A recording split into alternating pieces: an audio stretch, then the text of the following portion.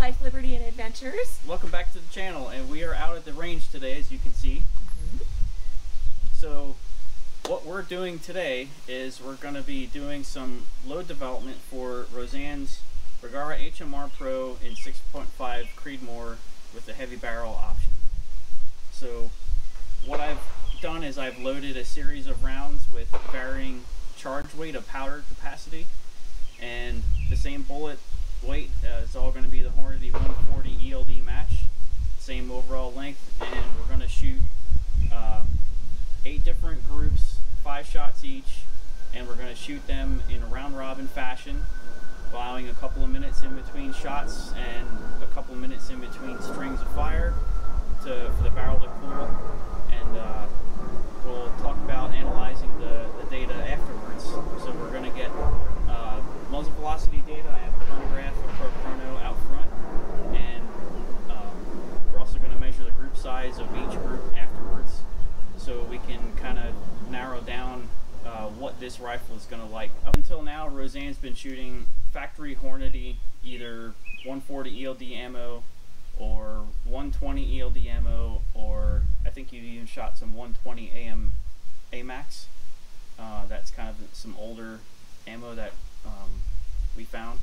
So now we're actually going to start doing some load development through this rifle, and we have a bunch of components, and we're going to see if we can work up a good load for this rifle and how it's going to shoot. So yeah, I think, didn't we at one of my our Rainers matches, I used some pure ammo that you loaded, but there was no load development where it was just what a load that I had used in other rifles that worked well, and I just loaded a few more and you shot, and it seemed to do pretty well. But we're going to try and get better with this process. So yeah, at the end we're going to show you some video of some of her shots, but we're not going to bore you with all of them. But it won't be boring for me at all. I love this thing. It's going to take a while. So I'm all on board for this. So it's going to take a while to get through all 40 rounds, but yeah, we'll come back and we'll show you the video, and we'll show you the data afterwards. You can check everything out too. Yeah. Hopefully this helps someone else out there that shoots this same rifle. Yep. All right. So let's do it. Let's sling some lead.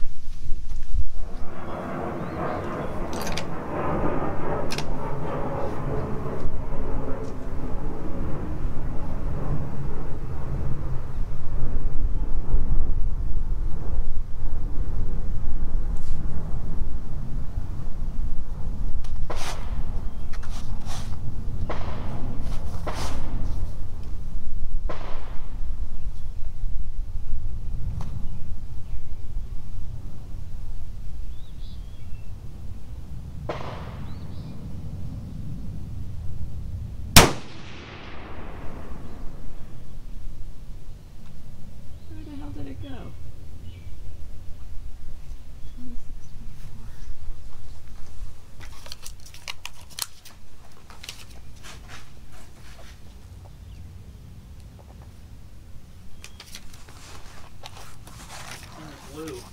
It's in the blue line at the top of the target. Is it? Yeah. Don't do any adjustments, just keep going. It's like dead center left and right, but right in the blue line at the top of the square. So okay. Get your 2 minutes going. Yep. Okay. Okay, everybody. So we are back in the garage after shooting at the range today, because we left because it was getting kind of full, but we got all the shooting done that we wanted to. We just wanted to recap some of the group sizes and some of the information that we collected, and it just wasn't a good atmosphere with all the people there to do the recording right there. So anyway, we're back in my garage, and I've calculated all the group sizes, and we've got all the velocity data, but just to show you a little bit about the group sizes. So there were 8 total groups 5-shot groups each, all at 100 yards, and the increased in charge weight going up from 1 through 4 and then all the way up to 8. So the way Roseanne shot this was shoot 1 at of group 1 and then go to 2, 3, 4, 5, 6, 7, 8, and waiting in between each shot maybe about 2 minutes or so, and then in between strings, the second string was starting at 8 and shoot the 7, 6, 5, 4, 3, 2, 1, wait another 5 minutes, and then repeat until you're all the way done. So it's basically you're trying to even out the heating of the barrel through one of the strings of fire. Plus, the downside to that is you're having to rebuild your position on the rifle every time, but it gives you more practice, so that's not a big deal. But at any rate, the group size on the first one was 0.78 MOA, 1.03 MOA, 0.77 MOA for 3, 0.83 MOA for 4. Number 5 is 0.88 MOA, 6 is 0.82 MOA. Number 7, this is the winner, 0.48 MOA, and number 8, the hottest load, 0.91 MOA. So all 5-shot groups, like I said before.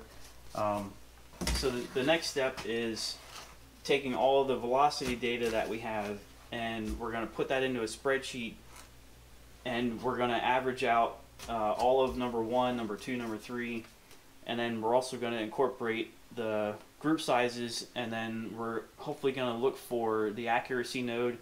And you should see an average of velocity. You'll see it climb as the charge weight increases, and then you might see a leveling off of the velocity even though there's an increase in charge weight. So then you would see another climb of the velocity, but you're looking for that leveling off in the velocity to hopefully narrow in on an accuracy node of the rifle. So your main intent is to look for a place where the velocity doesn't change very much for a little bit of change in charge weight of the powder. And that's what you're looking for in that dead spot. It's telling you that there's not much of a velocity change, even though your powder charge changed a little bit, comparatively to the other ones where you see a rise in the velocity from one charge weight to the next. So that's the next step, is put all the velocity data into the spreadsheet, and then we'll be back and record another video. It's a good day. Roseanne shot great.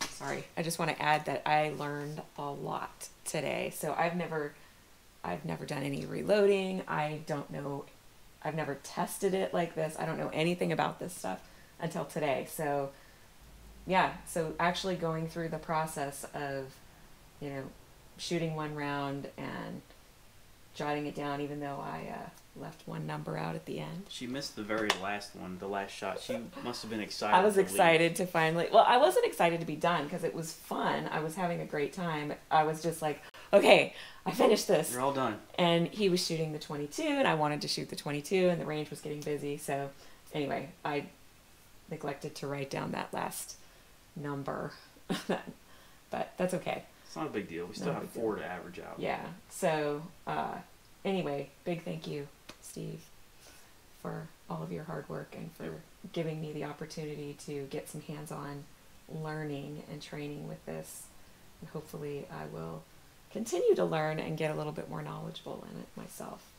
Absolutely. So, anyway, but yeah, always fun to shoot the Bergara. Such a beautiful day at the range today, and it was peaceful. We were joking around about how it was peaceful and you could hear gunfire in the background. But it was just a perfect day at the range until everybody showed up. Yeah, until everybody else. Yeah, but that's okay. That's to be expected. It was a good day. Yeah. Great. Until next time. Yep.